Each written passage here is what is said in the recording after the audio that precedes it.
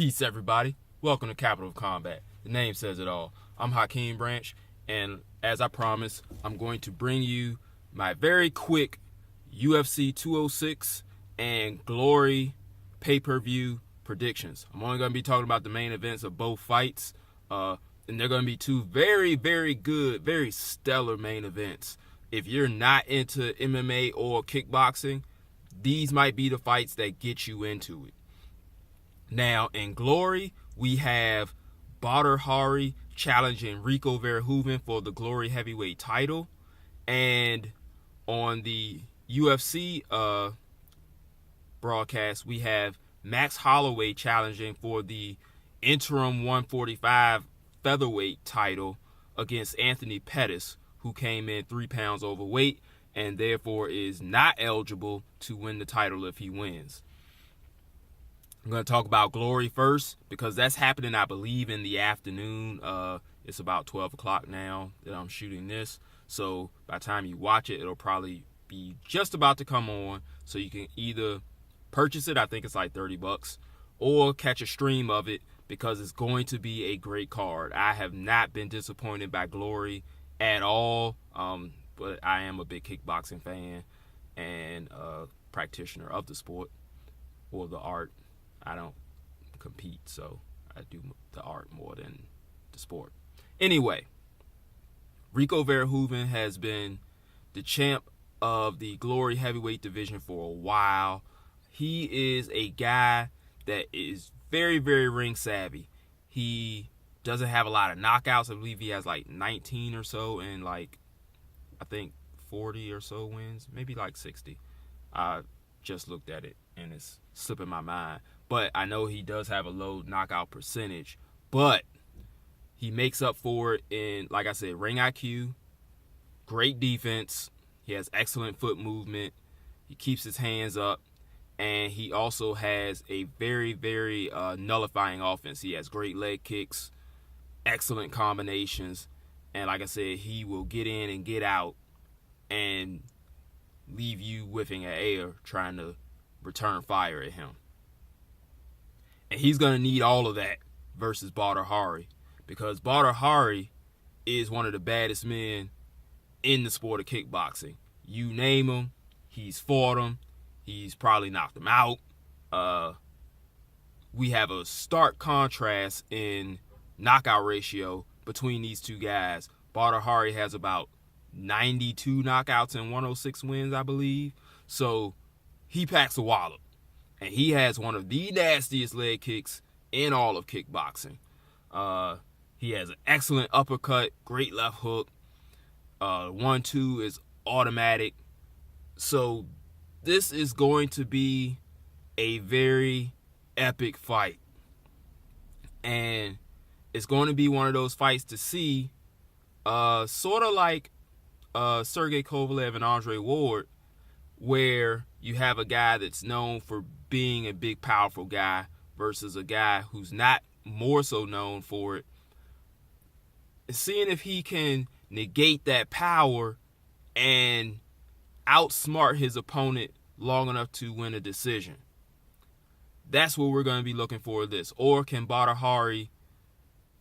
use that power, use those great leg kicks to take away that in and out defense of Verhoeven and be able to land the bombs that he needs to secure the victory. So it's going to be one to have you on the edge of your seat. Verhoeven has the, I guess, age advantage. He's only about 28 to Badr 32. Isn't that bad, but you know, scientifically the whole testosterone thing starts going down. It could be a factor. Then you have the experience of Badr who, like I said, has fought everybody and has beaten most of the guys he's fought. So that experience may play into this. He may be able to set traps that Verhoeven isn't used to. But both of these guys are 50-plus fight veterans, so I'm not sure if that's going to be the case, but it could be. But I'm going to check that out when I get home from work. And let's move on to UFC 206. And another very good fight between one featherweight and one guy teetering between featherweight and lightweight. Anthony Pettis, his second fight at the weight, he made weight the first time, but if you watch the preview I did for that, I said he looked pretty bad. And I didn't think he was going to do well, but he turned out to do great. This time, the question will be, did he, in the weight cut, damage his body, or were they able to catch it in time?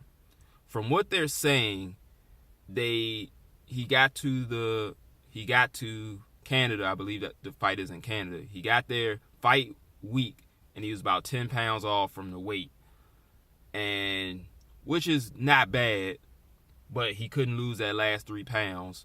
I'm not sure why they didn't contact somebody beforehand and say, hey, I'm not going to be able to lose this weight, instead of waiting until the weigh-in. But everybody handles things differently. On to their skills. These guys match up excellently. They're both outstanding strikers. If you follow Pettis for a while, you know he can pull some stuff out of his toolbox that looks amazing. Both have excellent jiu-jitsu. I believe Pettis is a brown belt and Holloway is a blue belt. So they know their way around the mat, especially Pettis. You've seen him crank out some nasty guillotines on guys. And even on Oliveira, who was a black belt. So he knows he knows how to slap on a submission if he needs to. He got Henderson with the beautiful arm bar. And it's up to Holloway to match that. We know Pettis is very dynamic. We know he has some things that usually are unexpected in the MMA ring. Well, in the MMA cage. But Holloway is on a tear ever since losing 2 straight. One of those was to Conor McGregor in a fight where they were both injured. But ever since then, he has been undeniable, and he's beaten most of the top 10 in the featherweight division. So he feels that it's his time, and it's up to him to prove it and show that, hey, Pettis, you have bitten off more than you can chew. I'm here to stay, and you got to go back up to lightweight. As far as a pick, this is another tough one. Like I said, we don't know how the weight affected Pettis. The last time he looked all right. We don't know if he struggled too much trying to lose that last 3, or if they tried a little bit and then they were like, hey, forget it. Just be healthy and come into the fight.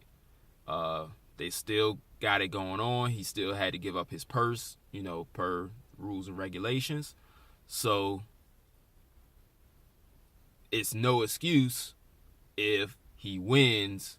They can't cry about him not coming on weight because they accepted the fight anyway.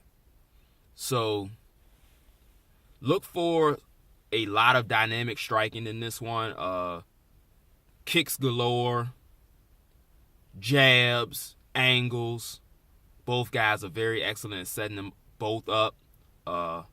Holloway does have great power in his hands, and Pettis, we know, has a lot of power in those kicks.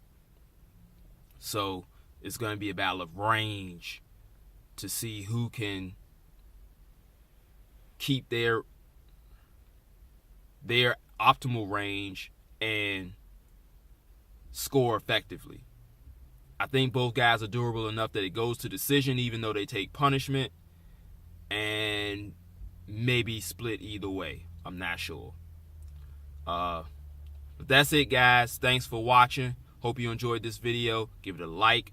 Hit the subscribe button if you have not done so. Thanks. And I'm going to head back to work. So I'll see you guys in the next video. Until then, fight on.